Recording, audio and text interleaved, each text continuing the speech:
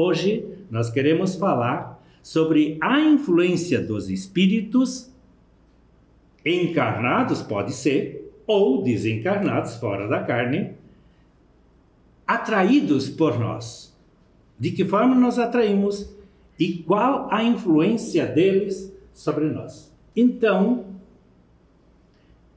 numa laranjeira, tinha um ninho de passarinho. E esse ninho de passarinho estava cheio de filhotinhos. E a mãezinha, com muito carinho, ficava cuidando deles, acarinhando, acariciando, enquanto que o pai, amorosamente, voava de um canto para outro, buscando alimento e alimentando-os.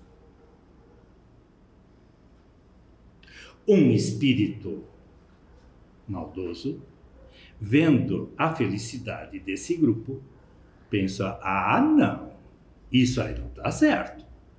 Eu vou destruir esse ninho e vou matar eles. Mas para ele conseguir realizar isso, ele precisava de mãos humanas.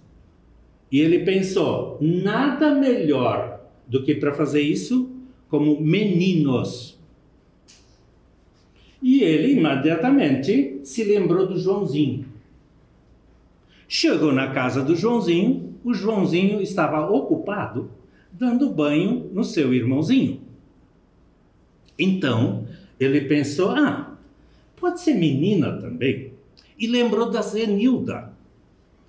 Chegando lá na casa da Zenilda, a Zenilda estava ocupada, aprendendo a bordar com a sua mãe. Estava fazendo uma blusa, bordando. Aí ele pensou assim: ah, não, mas e o Quincas? Quincas mora perto aqui. Foi lá, chegou lá no Quincas. O Quincas estava junto com o pai dele plantando árvores frutíferas no pomar. Ele pensou: mas não pode, não é possível. Aí ele pensou, virou para cá e para lá e lembrou do Marquinhos. O Marquinhos era um menino que era muito mimado pela mãe. E a mãe não deixava ele fazer nada. Então, ele ficava vadiando, poderíamos dizer assim, o dia inteiro, de uma casa para outra, de um lugar para outro, e não fazia nada. E já tinha 12 anos de idade. Ele pensou: o Marquinhos vai me ajudar. Chegou lá no Marquinhos, o Marquinhos não estava. Esse, mas não é possível, esse eu vou encontrar. E aí, procura para cá, procura para lá, chegou num boteco, estava lá o Marquinhos, encostado no balcão, com um cigarro atravessado na boca e com a mente desocupada, vazia. Aí, ele logo passou a seguinte inspiração: vamos matar passarinhos? E aí, ele conseguiu encaminhar o Marquinhos até a árvore. Porque o Marquinhos, ele não ouviu a voz do espírito, mas ele captou a ideia. E aí, chegando lá, conduzido pelo espírito, o Marquinhos pedra e pedra, assim, destruiu o ninho e matou todos eles. Gente amiga,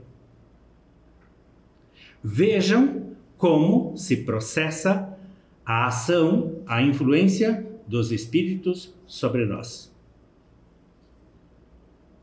Os espíritos podem influenciar os pensamentos e ações das pessoas de forma positiva ou negativa, aconselhando ou inspirando. Os pensamentos e sentimentos dos espíritos podem se misturar aos nossos pensamentos, tornando difícil, às vezes, distinguir entre os nossos pensamentos e os sugeridos.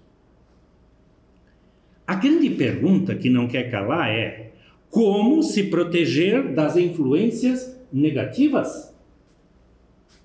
A doutrina espírita aconselha a buscar pela paz interior, a manutenção de pensamentos elevados através das orações e a mente ocupada com estudos sérios, leituras edificantes e boas ações.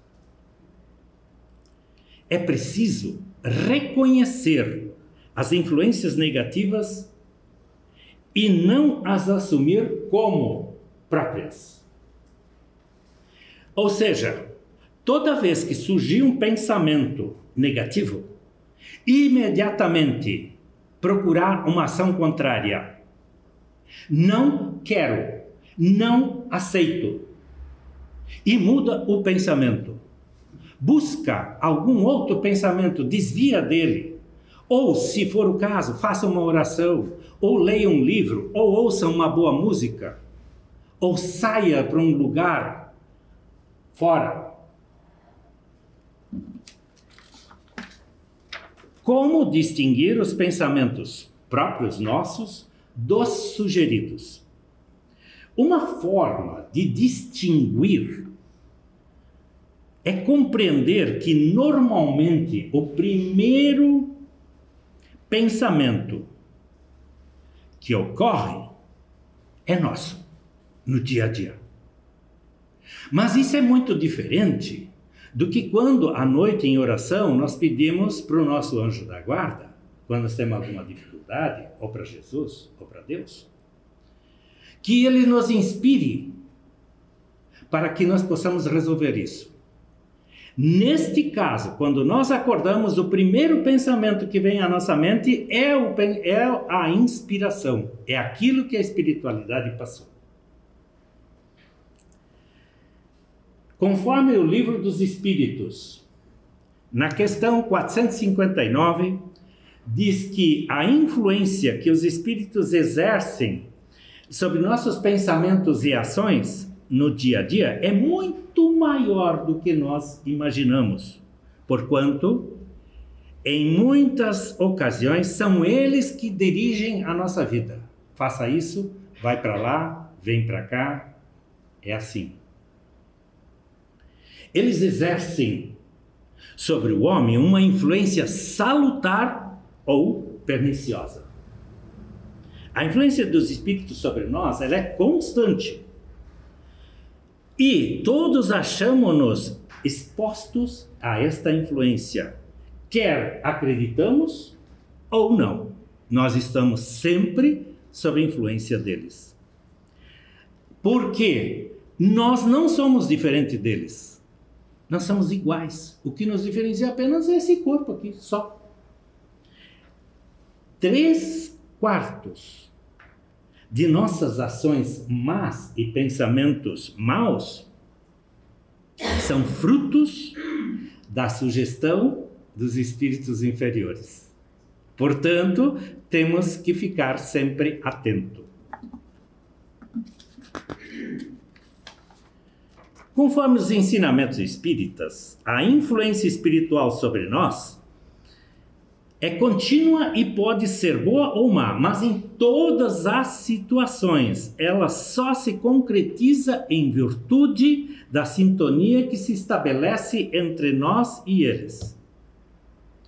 Deu abertura, abriu o coração, abriu a mente, deu brecha, eles estão nos influenciando. Porém, depende somente de nós, o que nós estamos fazendo, o que nós estamos pensando, de que forma nós estamos agindo. Em muitos dos pensamentos que temos, surgem às vezes ideias até diferentes e até contraditórias acerca do mesmo assunto, pode acontecer. Provavelmente, nesse momento, estejamos sendo alvo dessa influenciação dos espíritos, fato que muitas vezes nós nem percebemos.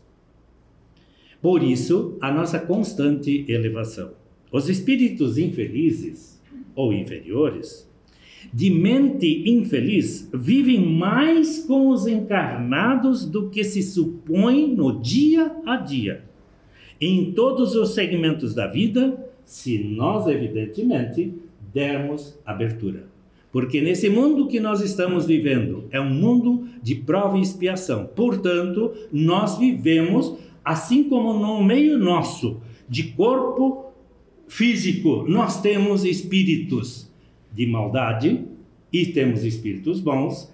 Também no mundo espiritual que age com nós, a mesma coisa. Nós vamos encontrar. No entanto, é possível neutralizar essa influência e, para isso, a doutrina espírita nos indica uma receita infalível, não falha. É a prática do bem e a fé em Deus. Repetindo, é infalível, não falha, as boas ações e a fé em Deus.